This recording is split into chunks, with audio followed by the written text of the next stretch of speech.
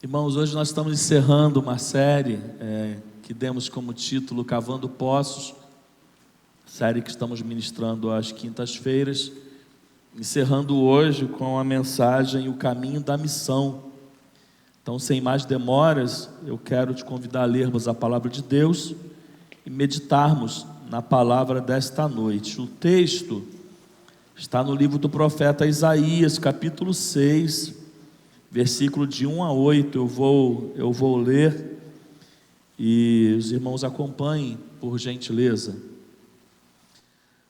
No ano da morte do rei Uzias, eu vi o Senhor assentado sobre um alto e sublime trono, e as abas de suas vestes enchiam o templo. Serafins estavam por cima dele, cada um tinha 6 asas, com 2 cobriam o rosto, com 2 cobriam os pés e com 2 voavam.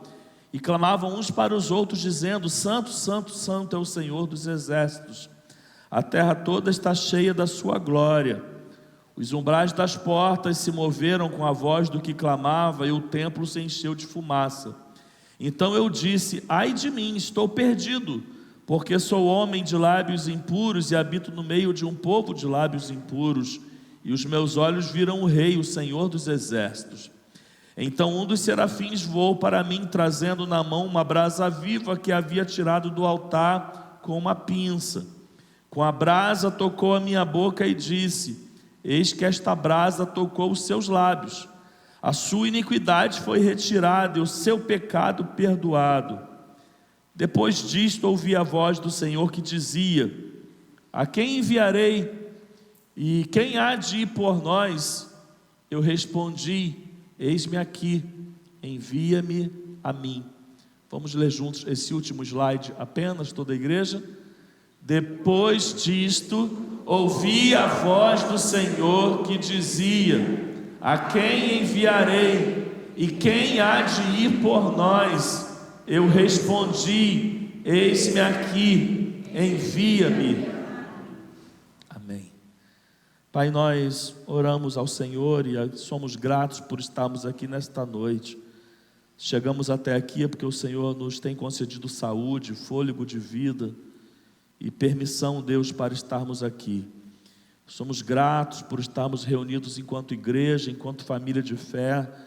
E nesse momento, Deus, com um entendimento espiritual, que a Tua palavra foi lida, e através desta palavra o Teu Espírito Santo fala conosco, é que nós nos assentamos agora para ouvirmos o recado que o Senhor tem para nós. Então, Deus, fale conosco nesta noite. Usa a minha vida como instrumento e ministra a cada coração, a cada vida aqui presente nesta noite. Onde houver um coração duro, insensível, que ele possa ser quebrantado diante do Teu Espírito Santo. E que esta palavra, ainda que de forma diferente, fale conosco, com todos nós, sem exceção. E nos permita, meu Deus, ainda ao sairmos daqui, continuarmos refletindo naquilo que o Senhor tem para nós. E mais do que isso, vivermos aquilo que entendemos que é a nossa missão. Nós oramos em nome de Jesus. Amém. Capítulo 6 de Isaías é um dos textos mais conhecidos e mais marcantes da Bíblia. Ele narra o chamamento profético de Deus a este profeta. O livro de Isaías não está escrito numa ordem cronológica. Se tivesse, o livro começaria com essas palavras.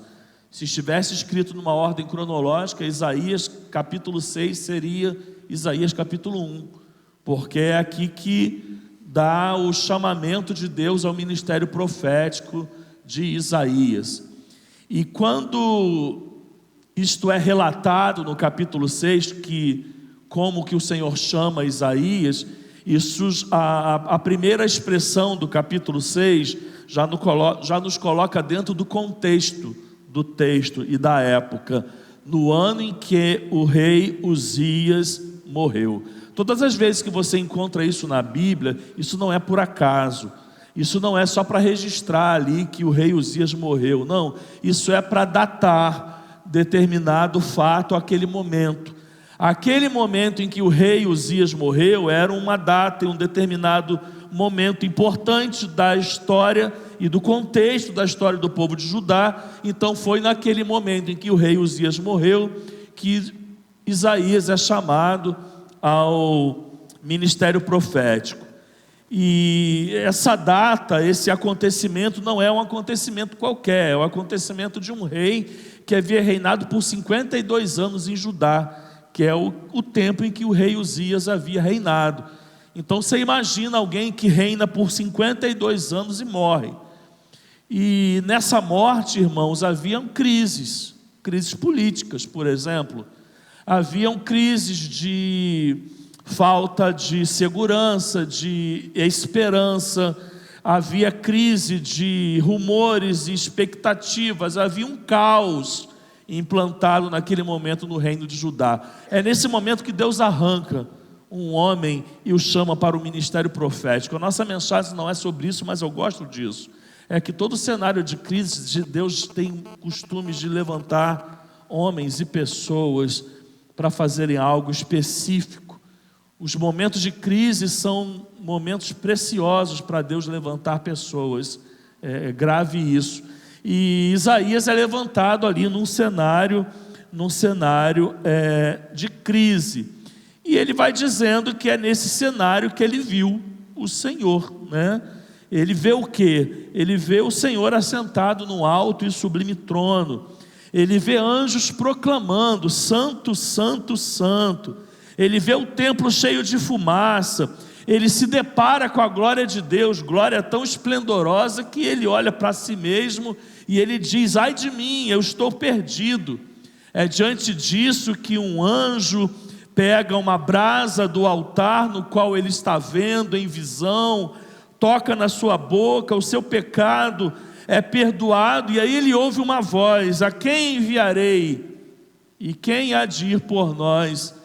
E Isaías responde: eis-me aqui, envia-me a mim. Irmãos, a gente vem falando sobre alguns assuntos aqui, onde a gente está numa perspectiva aqui de mensagem sobre avivamento.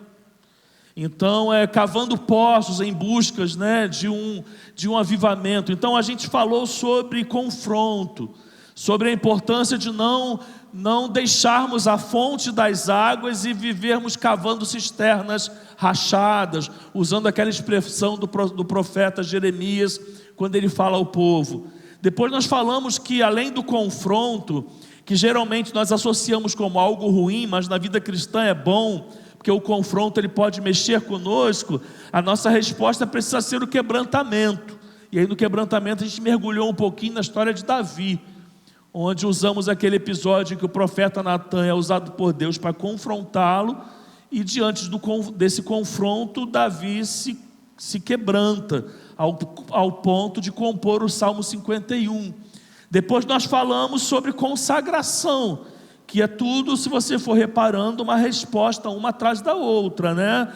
O coração que é confrontado e se quebranta, ele tem a tendência de buscar a consagração e consequentemente ser atraído pela presença de Deus, onde na semana passada nós também falamos sobre Davi. Usamos o personagem duas vezes, falamos sobre Davi no quebrantamento e falamos sobre Davi na presença. Dividimos a vida de Davi em três partes: no momento em que ele era pastor, no momento em que ele se tornou alguém ungido para ocupar o trono de Israel, mas isso ainda não havia acontecido, e o momento em que ele se torna rei, para dizer que em todos esses momentos ele valorizou a presença de Deus. E agora a gente conclui tudo isso falando sobre o caminho da missão, para a gente poder encerrar aqui uma série onde uma mensagem vem completando a outra. Mas ao falar sobre missão, é necessário a gente desdobrar um pouquinho, ainda que de forma simples, essa palavra, porque ela pode ser interpretada errada. Tem palavras que hoje na vida cristã, elas podem perder um pouco o seu sentido. Nós podemos esvaziar palavras que são muito profundas, e essa é uma delas. A gente pode reduzir missão apenas a alguma coisa. A gente pode interpretar de forma errada o que é missão. Então, antes de falar, necessariamente mergulhar nesse texto de Isaías, eu quero falar um pouquinho com você sobre o que é missão. Missão, irmãos, e você vai ver que é muito simples, faço questão de colocar no multimídia, responder ao que Deus está fazendo, levando a outros o que você recebeu dele. Vamos falar isso junto? Missão é responder ao que Deus está fazendo, levando a outros o que você recebeu dele. Irmãos, isso é missão. Isso é missão. De modo que, ao lermos esta definição, entendemos que todo cristão está envolvido numa missão. Porque missão, ao contrário do que poderíamos ser levados a imaginar, missão não é ir para longe. Missão não é fazer um evangelismo formal. Missão, irmãos, é levar para outros aquilo que nós recebemos de Deus. Então, geralmente, a missão começa, após Deus te encontrar, te transformar e você se entregar. Vamos falar isso junto?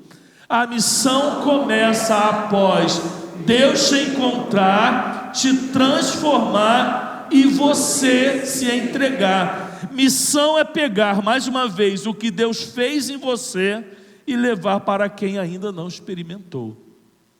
Então, quero que todo mundo aqui entenda, por mais simples que seja, o que é missão. Então, se passamos pensando numa santidade, numa busca, cavando poços, num avivamento, numa busca mais intensa por Deus, passamos e experimentamos na nossa vida o confronto, o quebrantamento, a consagração, a presença.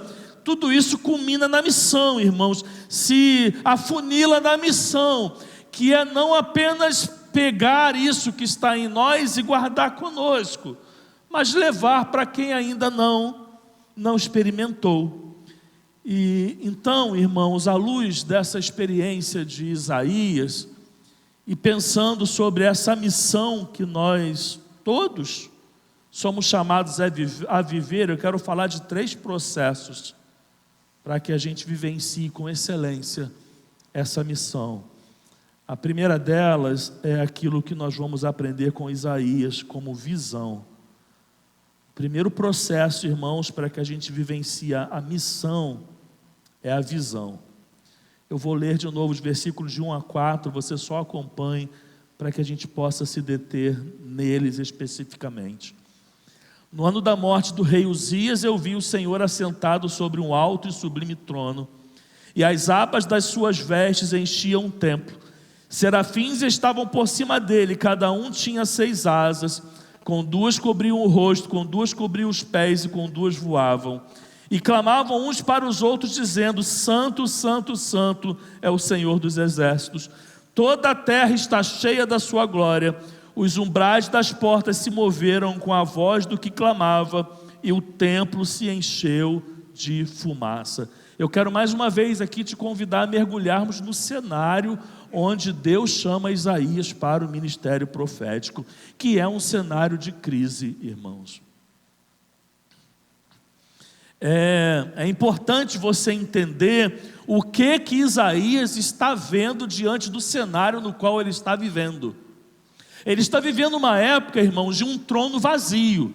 O rei Uzias morreu, mas Deus o leva numa visão para ver alguém assentado num alto e sublime trono. Então ele está num contraste terreno com celestial, porque no reino terreno ele está vivendo um contexto de trono vazio, mas a visão o leva a ver um trono celestial ocupado. No contexto terreno, irmãos, ele está vivendo uma guerra política, uma crise econômica. A nação de Israel não está passando por um bom momento. Um rei que havia reinado 52 anos, embora tivesse terminado mal, não sei se todos sabem aqui como que o rei Uzias morreu. Ele morreu porque talvez o sucesso tenha subido a cabeça dele. Ele reinou por 52 anos e tem vindo determinado momento que ele quis fazer aquilo que era de atribuição somente ao sacerdote fazer. Ele quis entrar numa área onde não poderia, relacionado à parte espiritual, e fazer algo que só cabia ao sacerdote. Aí ele foi punido com uma doença, ele foi punido com uma lepra e morreu. Então fica aqui também fora do que a gente vai falar, uma lição de que a soberba e a arrogância também pode trazer grandes danos até aquele que caminha bem. E aquele que caminha bem e faz algo bem feito, precisa ter muito cuidado para não ser envolvido na soberba e na arrogância. Então, porque o rei Uzias foi fazer algo que não cabia a ele, ele pegou uma doença e morreu. Mas quando ele morre, tem uma crise, irmãos. Você vai ler o livro do profeta Isaías, dentro desse contexto aqui, você vai ver sobre leis injustas, ai daqueles que chamam ao mal bem, ao bem mal, e vai vendo várias coisas acontecendo, e é num cenário de crise, é num cenário de caos, é num cenário de reinado terreno vazio, que Isaías enxerga algo que está além disso que é fisicamente falando, que é além daquilo que está na sua circunstância. Ele enxerga, irmãos, acima do caos, ele vê o invisível, ele olha para aquilo que o cenário humano não está vendo. E isso aqui é muito interessante, irmãos, talvez você ainda não tenha percebido, quando a gente pensa em missão da nossa vida aplicada ao reino de Deus. Irmãos, eu creio que há um desejo da parte de Deus, eu até destaquei isso aqui no multimídia, há um desejo da parte de Deus por uma geração que tenha sensibilidade espiritual. Isso tem tudo a ver quando a gente pensa em missão. Presta atenção, Deus não quer você apenas na obra, Deus não quer você apenas no reino, Deus não quer você apenas fazendo, Deus quer você na obra, Deus quer você no reino, e Deus quer você fazendo, mas com visão. Irmãos, como é desprazeroso ver alguém envolvido na obra de Deus sem visão. Como é desprazeroso, irmão, você já reparou isso? O reino não avança, as coisas não acontecem, fé não é experimentada, tudo se caminha na previsibilidade, na humanidade. Sabe por quê? Porque não tem visão. Nós carecemos, quando nós pensamos em missão, de uma geração que não apenas vivencia a obra do reino, mas vivencie com visão. Recentemente morreu um pastor, escritor famoso, me perdoe, eu esqueci o nome. Não.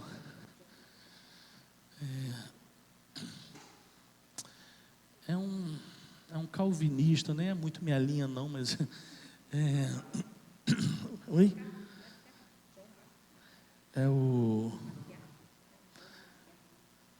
Uma coisa assim. Mas ele falava há décadas atrás que a gente estava caminhando para uma geração que iria clamar desesperadamente por homens e mulheres de Deus que conseguissem enxergar além da névoa, além da neblina, adiante daquilo que está aqui.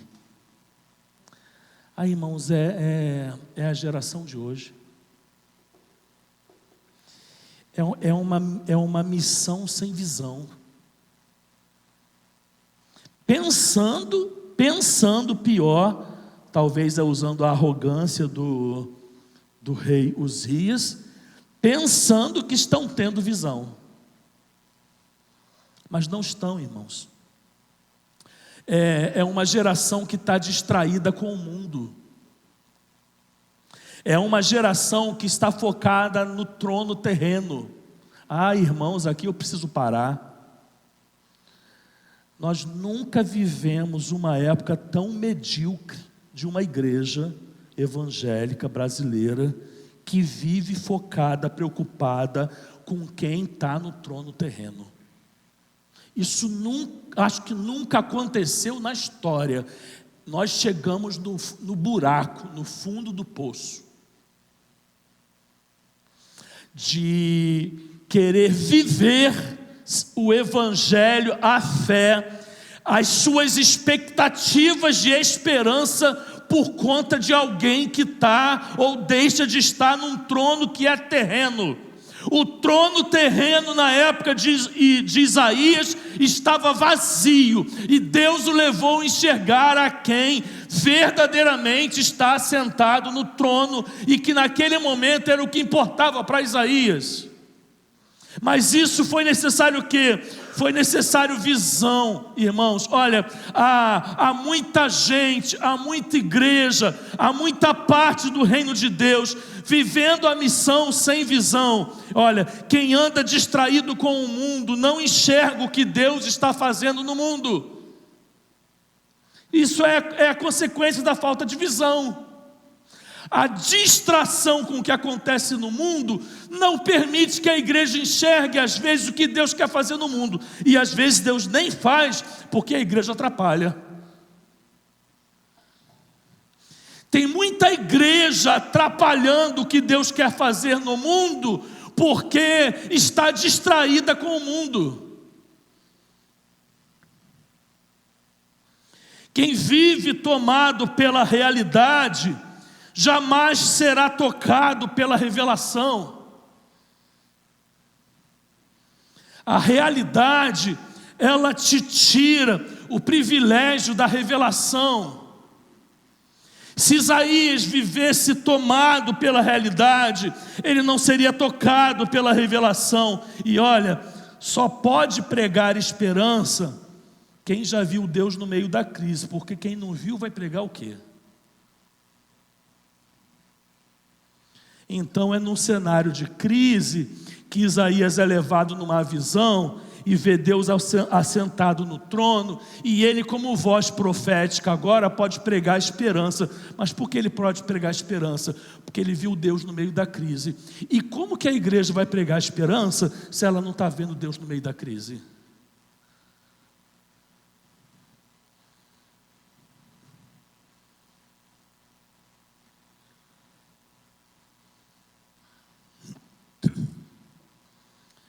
Esse caos humano, irmãos, inclusive, eu nunca fiz uma série aqui só sobre os profetas. Até tenho vontade de fazer, mas confesso que é trabalhoso, então às vezes fica muito na vontade, eu não mergulho tanto.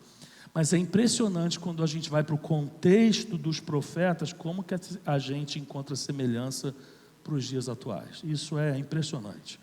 Nenhuma parte da sua Bíblia fala tanto quanto os dias de hoje, quanto os livros proféticos que estão na sua Bíblia, pode ter certeza. Vai estudar os profetas menores lá, desde Oséias lá até Malaquias. Oséias, Joel, Amós, Obadias, Jonas, Miqueias, Naum, Abacuque, Sofonias, Ageu, Zacarias e Malaquias. Vai estudar o contexto de cada um. Você vai ficar impressionado como que aquilo fala com hoje. Vai estudar aqui os profetas maiores, vai estudar Isaías, você fica perplexo como que textos e relatos que remontam a 3 mil anos atrás, falam impressionantemente com os dias de hoje. E Isaías não é diferente.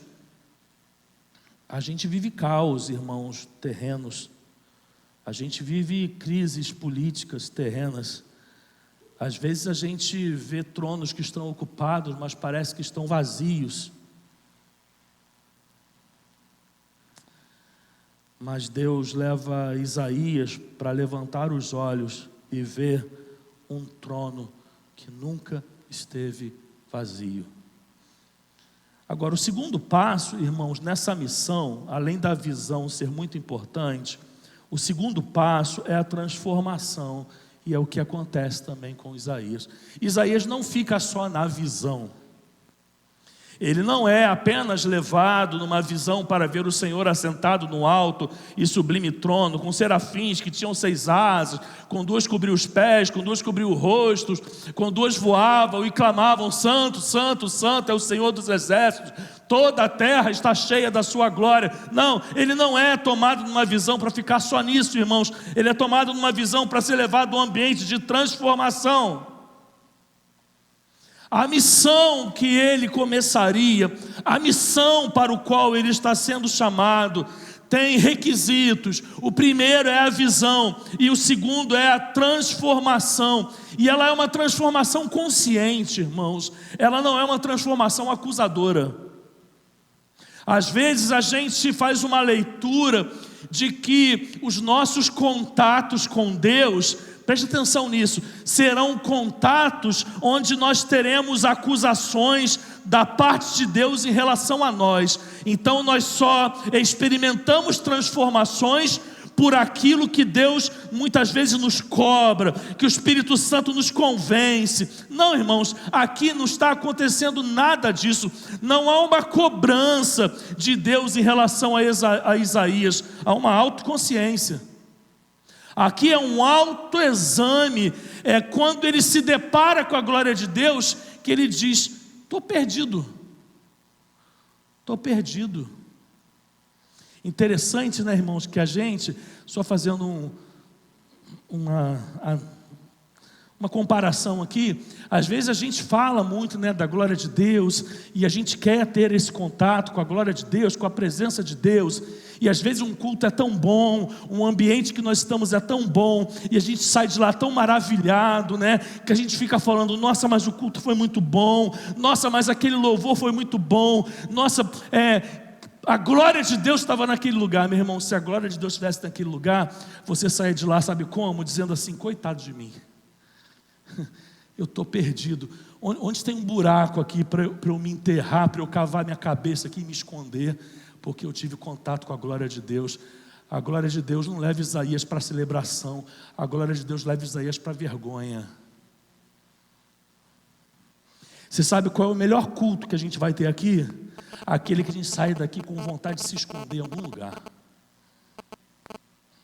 Aí esse a gente pode dizer: a glória de Deus esteve naquele lugar.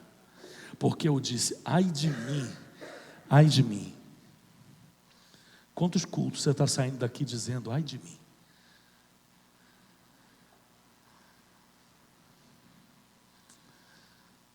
Deus não quer a sua perfeição, meus irmãos, Ele quer a sua santidade tratada.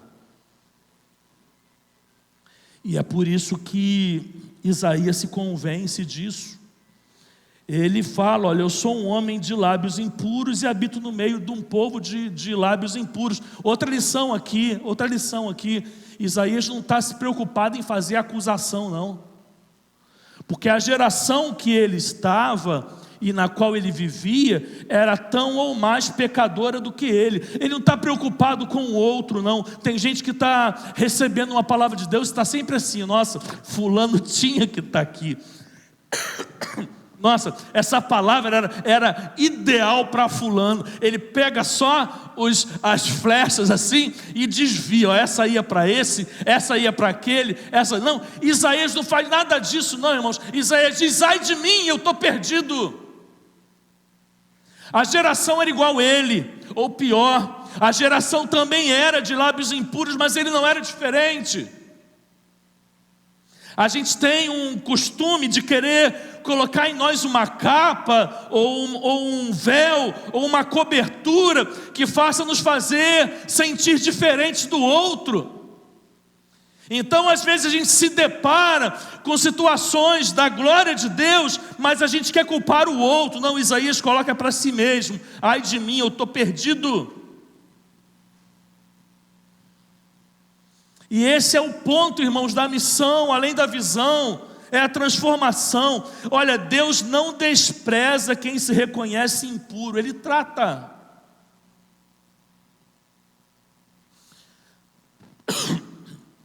Lembremos do que falamos aqui sobre Davi. Deus não desprezou Davi após reconhecer e dizer: pequei contra o Senhor pequei.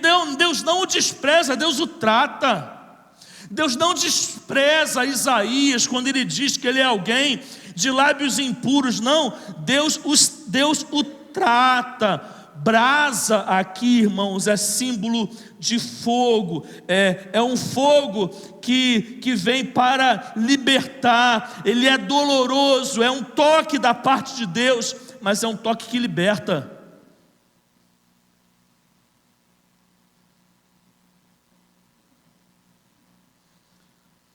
Está gravando isso? Visão. Porque se a gente fica com os olhos no mundo, a gente não vê o que está além. E nós não somos chamados para caminharmos pelo que vemos em circunstâncias terrenas, mas para o que vemos em ambientes celestiais. A transformação, porque se você ficar só vendo também, mas você não muda, não se transforma, você não avança. Então a missão ela sempre vai parar. Ela sempre vai parar onde? Vai parar no seu pecado. Ai de mim, porque eu sou um homem que habito no meio de um povo de lábios impuros. Eu continuo tendo meus lábios impuros. De que adianta ter tido a visão? Eu vou ficar esbarrando nos meus pecados. Então a missão, ela não depende apenas da minha visão, ela depende da minha transformação, para que o pecado não me pare. Ao contrário, eu avanço porque sou transformado, estou sendo renovado, mudado a cada dia. Então eu avanço. E ela fecha, irmãos, em último lugar, com a rendição. Com a rendição. O terceiro é a rendição. Aí no versículo 8 está: depois disto, ouvi a voz do Senhor que dizia: a quem enviarei? E quem há de ir por nós?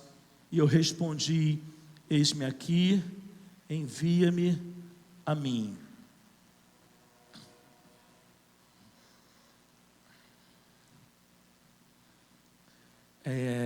E essa é a parte, talvez, que mais nos chame a atenção nesse texto. Mas você poderia dizer: poxa, mas Isaías viu o Senhor assentado num alto e sublime trono. Ele viu serafins com 6 asas.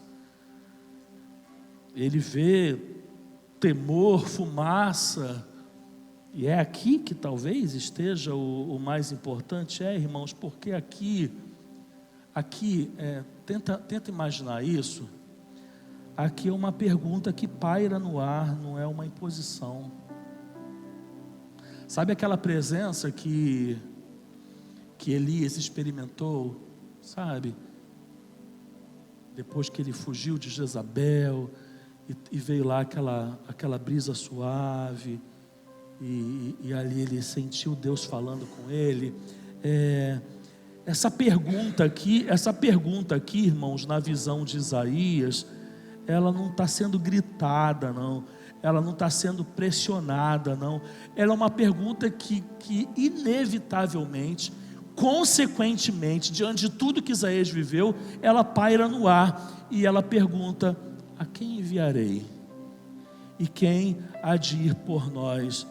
E Isaías não quer saber condição. Isaías não quer saber detalhes. Isaías não pede para o Senhor perguntar 2 vezes. Ele se prontifica, ele diz: eis-me aqui, envia-me. Aqui não tem uma convocação forçada, irmãos. Aqui tem uma resposta voluntária. Deus não pega Isaías pelo braço, ele conquista Isaías pelo coração.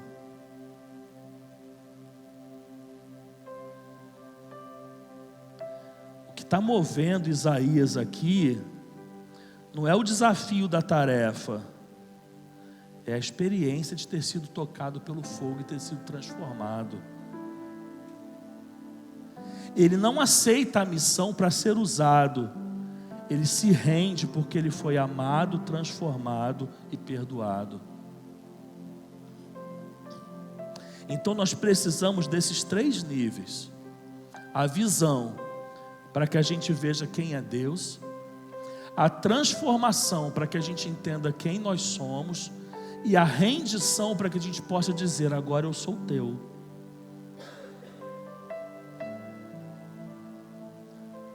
Mas é isso, irmãos, a missão que nós estamos vivendo? A quem enviarei? E quem há de ir por nós? Senhor, pode ser só os domingos à noite? Porque esse negócio de 2 cultos é complicado, né? Então, se tiver que ser nos 2, aí eu já não posso. A quem enviarei? E quem há de ir por nós? Senhor, pode ser perto da minha casa? A quem enviarei e quem há de ir por nós? Senhor, pode ser daqui a uns 5 anos, pelo menos, que eu estou num projeto agora, que eu preciso terminar, mas daqui 5 anos eu vou estar tranquilo para fazer. Aí a gente quer ouvir que a gente é a geração do avivamento. Não sei que avivamento, irmãos, que nós somos de geração.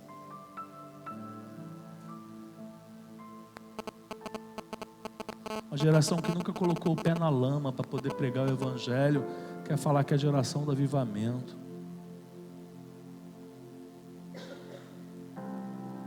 Para conseguir um serviço voluntário hoje na igreja, irmão, sem pagar, está mais difícil do que arrumar um empregado para sua empresa.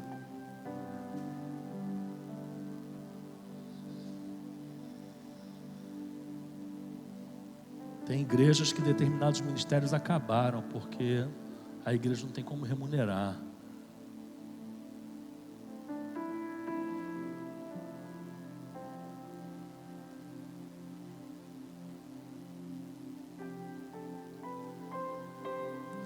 A gente deveria viver numa perspectiva de quem foi tocado pelo céu não consegue mais viver preso à terra.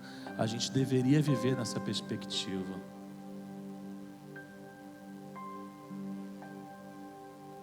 Te dizer uma coisa que talvez você não saiba: para Deus, disponibilidade pesa mais do que habilidade.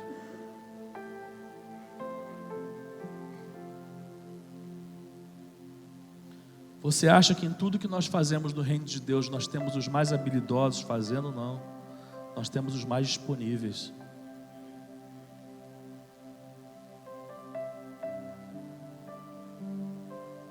Às vezes a gente tem crente que alcança algum status na igreja ou na vida cristã, que determinada função não serve para ele mais não.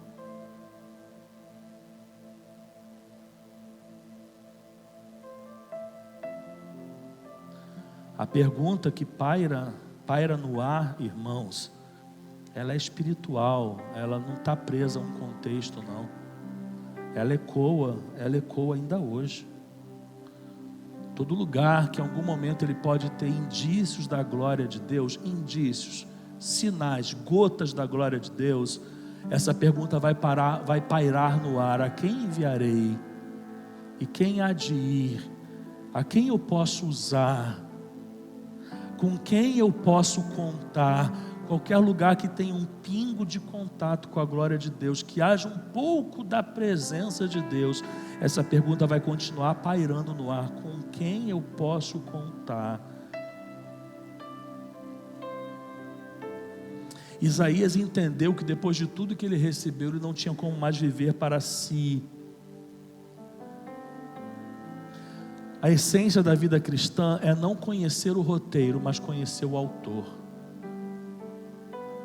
Você não precisa saber o roteiro, você só precisa saber quem é o autor.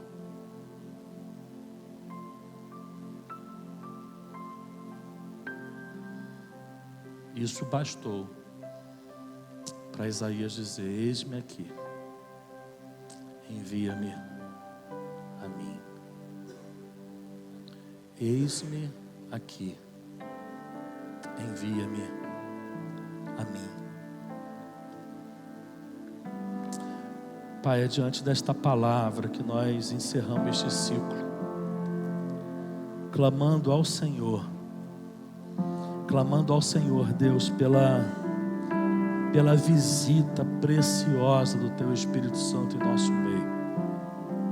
Clamamos ao Senhor Deus por experiências com o Teu Espírito Santo, Pai, que nos levem além de nós mesmos, que nos levem além das nossas próprias vontades, dos nossos próprios prazeres, Deus. Clamamos, Deus, por arrependimento, por quebrantamento, por contrição. Clamamos, Deus, por experiências, Pai, com a Tua presença, que nos faça diminuir e entender, Pai, quem nós somos diante de Ti, diante da Tua grandeza, diante da Tua santidade. Clamamos, Deus, por uma geração que reconheça o Teu amor e entenda que diante de tudo que foi feito por cada um de nós, não há outra resposta a não sermos vivermos para Ti. Que nós nos venhamos desprender de qualquer outra situação, Pai, que nos afaste de Ti, para que o Senhor vire e se torne prioridade na nossa vida, Pai. Que o Senhor nos dê um tempo, Pai, que nunca vivemos. Que venha uma nuvem sobre nós, no qual nós nunca conhecemos, para que a gente também possa, Deus, experimentar e viver experiências nos quais nós nunca vivemos, Pai. Aviva a Tua igreja, aviva o Teu povo, aviva, Deus, torna o nosso coração em coração sedento do Senhor e derrama sobre nós a Tua fonte, Pai.